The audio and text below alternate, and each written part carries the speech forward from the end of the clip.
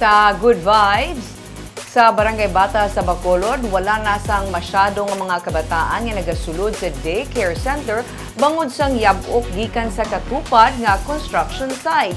Aircon kag TV ginhatay sa daycare center agud to hindi maapektuhan ang pag-eskwela sang mga kabataan. May report si Romeo Subaldo.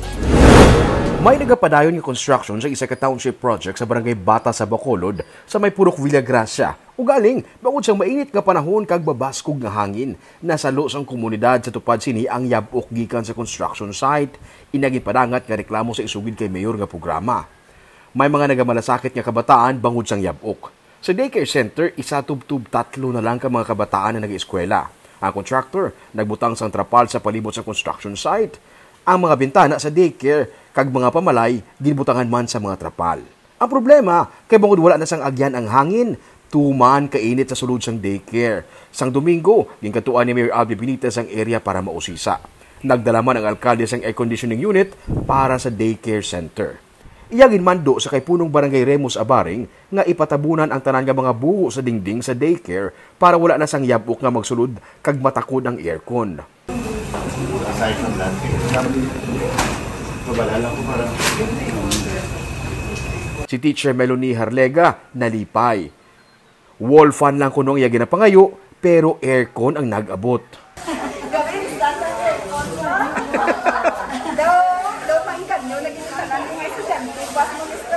Ako din mapagpasalamat ko kay Mayor as instant igadayon niya.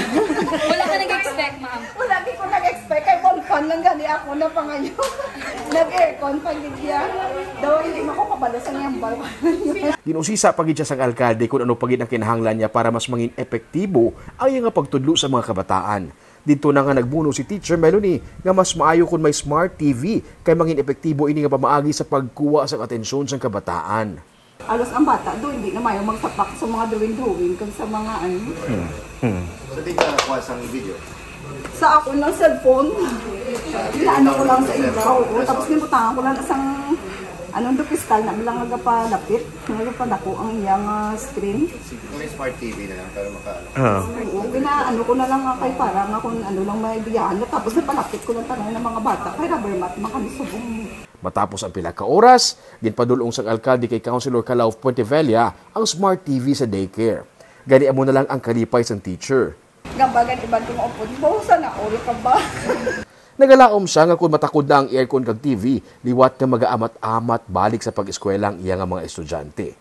Sa bahin sa contractor, nagpasalig sila nga doblehon ang kadamuon sang beses nga nagabubu sang tubig ang fire trucks sa construction site para mapahagan-hagan ang yabok. Sa Iloon, Manila ang ilang alagyan para sa mga truck ag heavy equipment sa main highway sa Circumferential Road para mapahagan-hagan pagid ang yabok sa komunidad.